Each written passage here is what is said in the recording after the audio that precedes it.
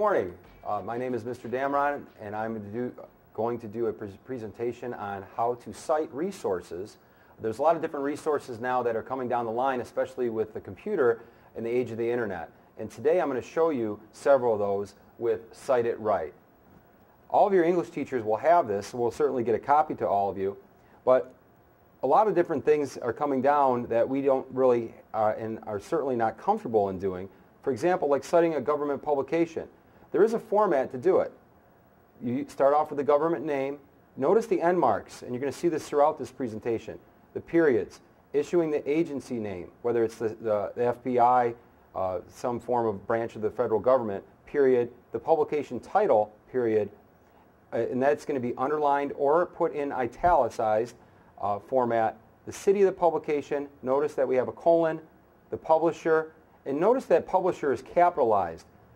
Whenever you see in these examples in the formats, anything that's capitalized, like a city is capitalized, publisher is capitalized, that means that the actual publisher or the city you're going to have to capitalize as well, followed by a comma, and then the year of publication.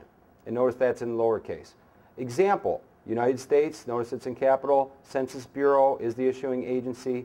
Statistical Abstract of the United States, that's our publication title, and it's in italics, colon, 2007, period.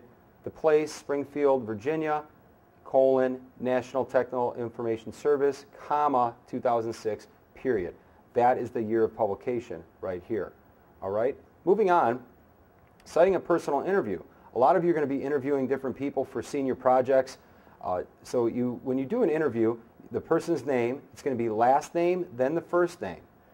The kind of interview, so whatever you're interviewing that person for, whether it's a personal interview, perhaps it's something to do with a future goal or job or career that you're interested in. Perhaps it's a personal accountant. That's where you put that information. Then the date of the interview. And here's the example. Peters, comma, Christina is the person, period, personal interview.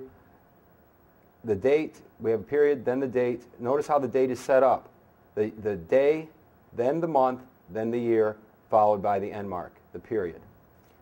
E-books, those are certainly new for most of us, and it can be pretty lengthy. Author's name, the comma, then the first name, which you're going to do pretty much any source. Full book title. And notice it says underline or put in italics. Then print version, city of publication.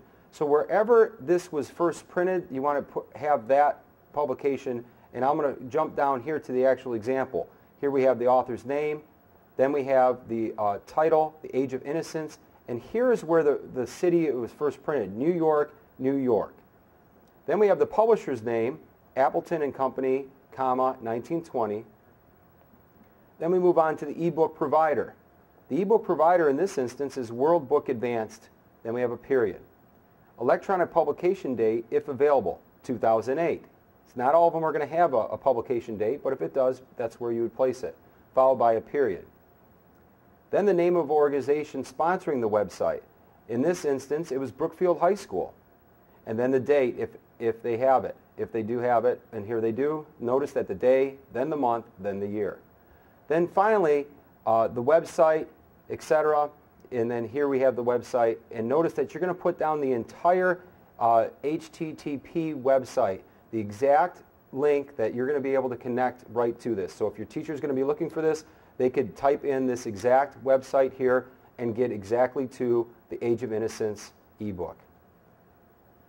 Moving on to a blog. Blogging is very popular now, as the same as Twitter and Facebook. This is how we're going to do a blog. Author's name, last name first. So here we see West Jessamine. Then we're going to have the title of the individual blog entry. Notice here that it has parentheses around it. And notice also, once you do the title, it's period, then put the parentheses. A lot of times students like to put the parentheses inside. It's going to be outside. And this is enclosed in double quotation marks, so that like we just went over. So here we see, On the Road is the title of his blog entry. Next is the title of the weblog and the date of the last update. So here we have the librarian.net, then the date, the 27th of February 2007. Again, we have the date of the last update, the day, the month, and then the year. Finally, the date of the download, as well as the title, the website. Again, here we have the HTTP, exactly how it's listed to get right to that blog, and the actual date. Again, 10 January of 08. Finally, we want to look at citing a podcast.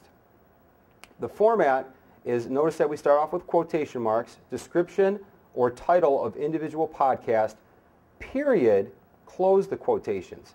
So here we have enclosed in double quotes. It is telling you to do that. Date of the podcast, period, the podcast itself, period, then the title of the main website. Let's look down here.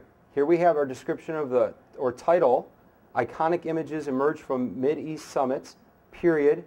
And notice that it's in quotes. Then we have our date of the podcast, the day, the month, then the year, period. Then the podcast itself, podcast, period, NPR, quote, all things considered, period. Then we're going to have the date of the download. And notice also that this is in italics again. So make sure that when you're following the format that you're looking at these little bracketed directions. Then we have the 6th of January 2007 period, and then once again the date of the download.